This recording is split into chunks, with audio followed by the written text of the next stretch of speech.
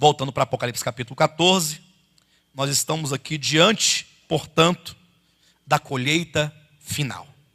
E essa colheita, como bem já falamos aqui anteriormente, são de duas naturezas. Uma em que se colhe para Deus, para o seu desfrute. Outra que se colhe para a ira de Deus, como aqui nós temos no 14, 17, a vindima, em que se colhem os cachos de uvas e são lançadas, portanto, no lagar da cólera de Deus. Então Deus vai colher salvos e Deus vai colher perdidos. Todos os homens serão por fim colhidos,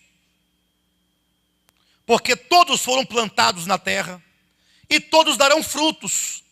Lembrando que essa colheita, ela só pode acontecer com um amadurecimento.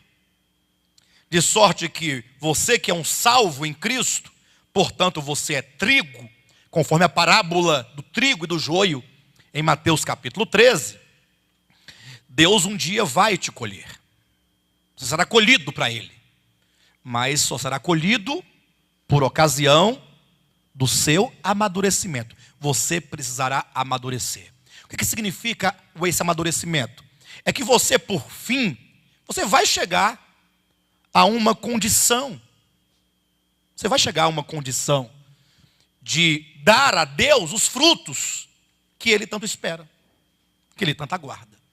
Ao mesmo tempo em que os ímpios perversos, também como uma vindima, como uma videira, eles também deverão amadurecer.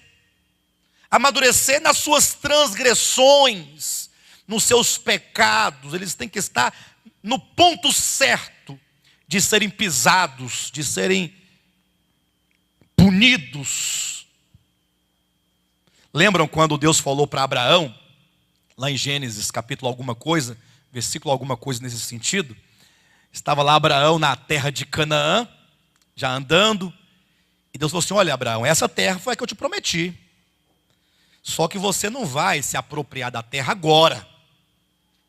É necessário que os pecados desse povo que aqui habita amadureça, chegue às minhas narinas, chegue no topo.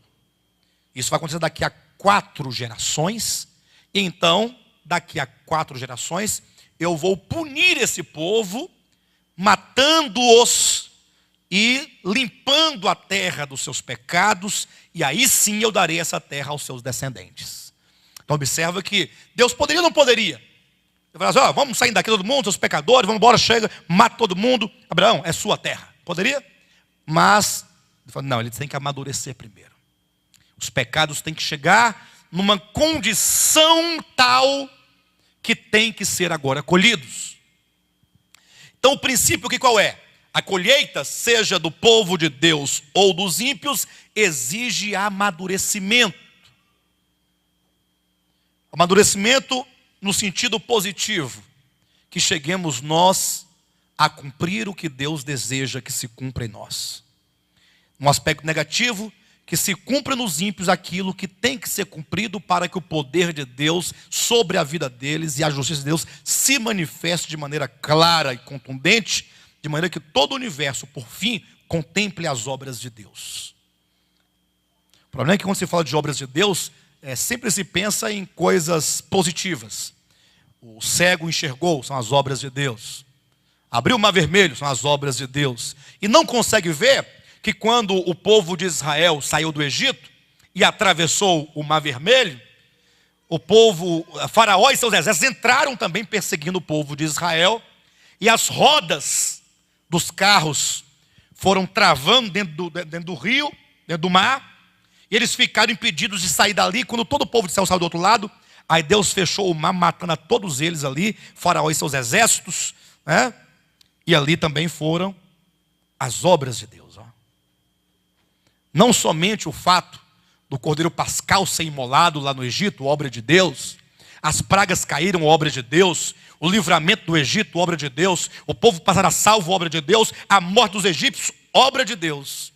Por isso que em Romanos capítulo 9, ao falar da soberania de Deus, é dito que no final as obras de Deus serão manifestadas nos vasos de ira e nos vasos de misericórdia. Então isso é maravilhoso. Então aqui nós temos A colheita dos aspectos positivos, o povo de Deus, os negativos nos ímpios. Perfeito? Agora, olhe para o capítulo 14 de Apocalipse, de novo. Nós temos a colheita das primícias nos versículos de 1 a 5. Daqui a pouco falaremos dela, se der tempo hoje. Senão fica para a semana que vem. E temos o restante da colheita da seara no versículo 14, ó. Sim ou não? Ah, aí vem um detalhe. O povo de Deus, seara de Deus, não será colhido de uma só vez. Quando você ouve a pregação, que no arrebatamento toda a igreja será arrebatada, não é verdade. Primeiro as primícias, depois a messe. Perfeito, queridos? Primeiro as primícias, depois a messe. Isso está em pleno acordo com Mateus capítulo 24, quando Jesus Cristo diz assim: olha, assim como foi nos dias de Noé, assim será os dias da vinda do Filho do Homem. Fala, estarão dois no campo, um será tomado, deixado. Ah, mas esse que foi deixado, ele não é o ímpio, porque tinha um ímpio trabalhando com crente. Aí o crente vai e o ímpio fica. Não, não pode ser. Por que não pode ser? Porque tão logo Jesus disse, um será tomado e deixado o outro, estarão dois numa cama, um será tomado e deixado o outro, ele diz, portanto vigiai, porque não sabeis em que dia vem o vosso Senhor. Pastor Renato, o vosso Senhor virá num dia em que tu não sabes, e portanto você, servo do Senhor, deve estar atento para que você não seja este que vai ficar. Porque um vai, o outro fica. Se você não vigiar, você pode ser aquele que fica, porque o teu Senhor virá numa hora em que tu, servo do Senhor, não sabe em que hora ele virá. Entenderam bem, queridos? Em um lugar da Escritura você vai encontrar Deus advertindo os ímpios: vigiai, porque não sabeis, vocês incrédulos, em que dia vem o vosso Senhor. Não tem nem sentido uma coisa dessa. A advertência é para os crentes. Então, a Bíblia é clara quando diz que o arrebatamento dos filhos de Deus se dará em dois momentos distintos. Isso em razão do amadurecimento. Os crentes que amadurecerem, primeiro, serão primícias. Serão colhidos para o desfrute de Deus e por isso serão arrebatados até o seu trono. Os demais que não amadurecerem até o dia do arrebatamento das primícias serão a messe. E aqui ficarão até um dado momento, até que amadureçam e então venha o dia de ser recolhidos. Tá, mas como é muita coisa para se dizer aqui, eu quero apenas que vocês observem uma coisa agora. O que temos aí entre a colheita das primícias e a colheita da ceifa? As vozes. Muito bem. Então, você já está sabendo que colhe-se as primícias, arrebata-se as primícias para Deus, e aí começam as vozes a falar, a anunciar. Depois das vozes, vamos agora colher o restante. Mas entre a colheita do restante das primícias, temos as vozes. As vozes falam de quê? Primeira voz: vi outro anjo voando pelo meio do céu, tendo um evangelho eterno para pregar aos que se assentam sobre a terra e a cada nação e tribo e língua e povo, dizendo em grande voz: temei a Deus e dai-lhe glória, pois é chegada a hora do seu juízo, e adorai aquele que fez o céu, a terra, o mar e tudo, e as fontes das águas. A segunda voz anuncia a queda da grande Babilônia, e a terceira voz anuncia que aqueles que adorarem a besta, esse será atormentado com fogo e enxofre no lago de fogo. Essas três vozes falam de um único evento. São advertências vinculadas a um único momento. Este é o momento da grande tribulação. Observe, quando diz caiu a grande Babilônia, quer dizer, a grande Babilônia, que é o grande sistema de Satanás, cujo germe, origem, raiz, está em Gênesis capítulo 11. Vamos nos lembrar disso? Tomemos o barro, disse Nimrod, amassemo-lo bem, façamos tijolos, queimemo-los bem, e então vamos erigir para nós uma torre e uma cidade. Então, a Babel, ela surge quando Satanás, na pessoa de Nimrod, você tem que ver isso, toma o barro, toma o homem. Imagine que a Babel de Gênesis 11, Babel, será posteriormente Babilônia. Babilônia é o desenvolvimento de Babel. Babel, Babilônia. E agora essa Babilônia vai crescer e vai amadurecer, e no seu amadurecimento ela é a grande Babilônia. Babel, Babilônia, a grande Babilônia. Então a própria Escritura vai demonstrando que ali foi plantada em Gênesis, ou foi plantado o germe da grande Babilônia, e ela germinou Babilônia, cresceu, frutificou e amadureceu na grande Babilônia. Portanto, nós temos aqui um sistema político, econômico e religioso. São as três características de Babilônia que estão em Gênesis capítulo 11 e vão se desdobrando e se desenrolando até Apocalipse capítulo 17 e 18, a grande Babilônia. Quando fala, façamos uma cidade, uma região administrativa, aqui fala da política. Agora esse povo vivendo em sociedade, vão desenvolver uma vida econômica. E a torre fala do seu aspecto religioso. Então imagine comigo, pense comigo, quando a Bíblia fala, não ameis o mundo, nem as coisas que no mundo há. Veja, a grande Babilônia é uma grande mentira. Uma grande mentira. Em todos os aspectos que você imaginar. E o problema é quando os filhos de Deus não conseguem discernir e acabam se deixando seduzir pela efêmera glória de Babilônia. Um exemplo disso é a Páscoa. Daqui a pouco está todo mundo envolvido com esse sistema econômico, se deixando seduzir. E o pior, às vezes nós deixamos de aplicar aquilo que Deus nos deu em coisas tão lícitas e tão importantes e tão necessárias para simplesmente atender a um capricho, a uma imposição, a um ritmo imposto pelo mundo.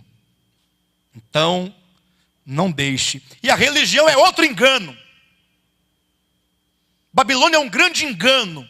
Não é sem razão que aqueles que serão arrebatados, primeiro, as primícias, são aqueles de quem é dito: e não se achou mentira em sua boca.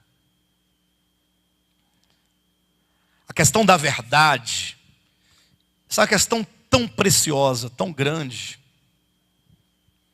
Não sei até que ponto os irmãos entendem a verdade, né? O que é a verdade.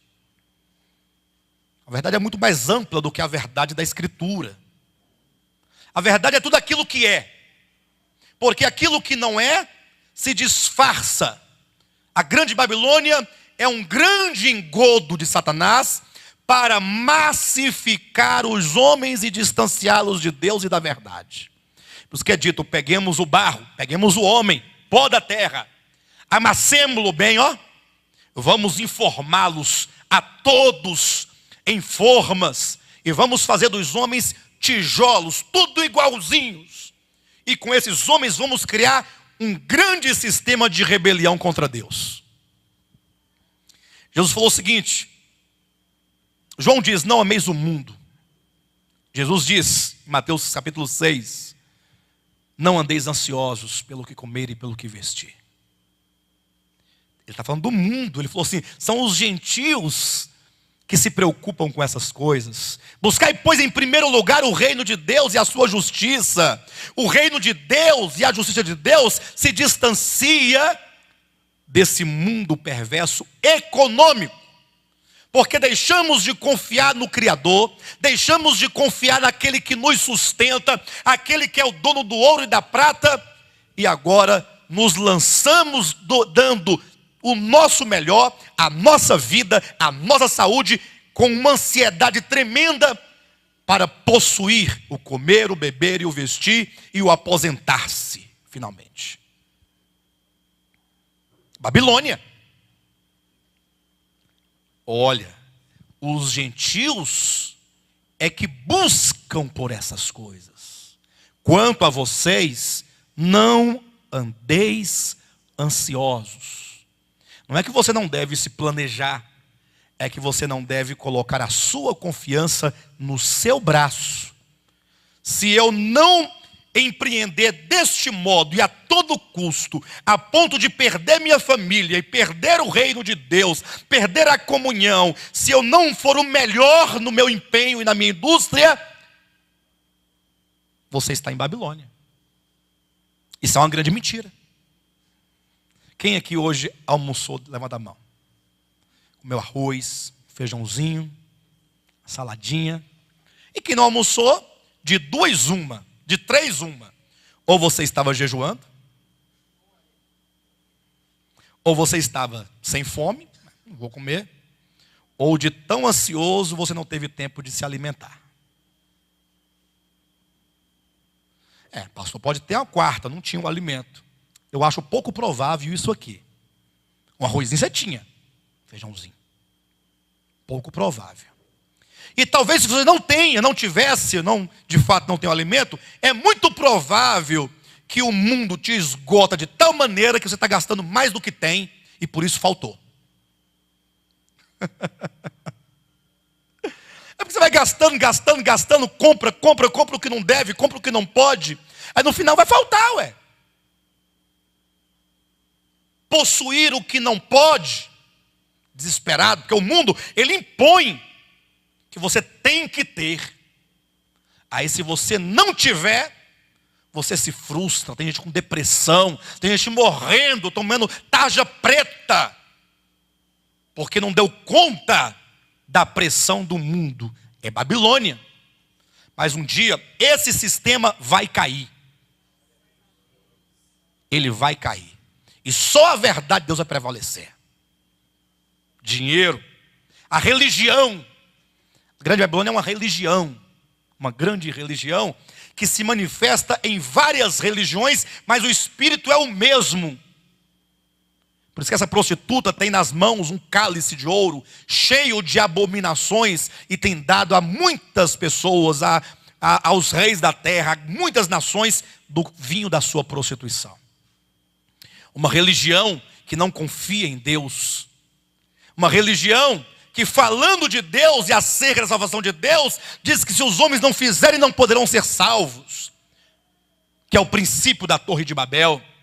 Então veja que nós temos aqui essas vozes. A primeira é um grande clamor. O evangelho eterno. Temam a Deus. Temam a Deus. Segundo, caiu a grande Babilônia. Ou seja, a partir de agora, a grande Babilônia começa a ruir-se. E a sua ruína será grande. Terceira voz, eu retomo a semana que vem. Se alguém adora a besta e a sua imagem, primeira voz, temei a Deus e dai-lhe glória e adorai o que fez, os céus, a terra. Terceira voz, se alguém adora a besta. Ou seja, vocês não podem adorar a besta. Temam a Deus. Tenham medo de Deus. O seu juízo está chegando. É necessário que os homens se curvem diante do Criador, porque Ele fez todas as coisas. Então, no mesmo momento em que a besta se impõe e o falso profeta exige que todos a adorem, há uma voz de não adorem. Deus, somente a Ele devemos nos adorá-lo.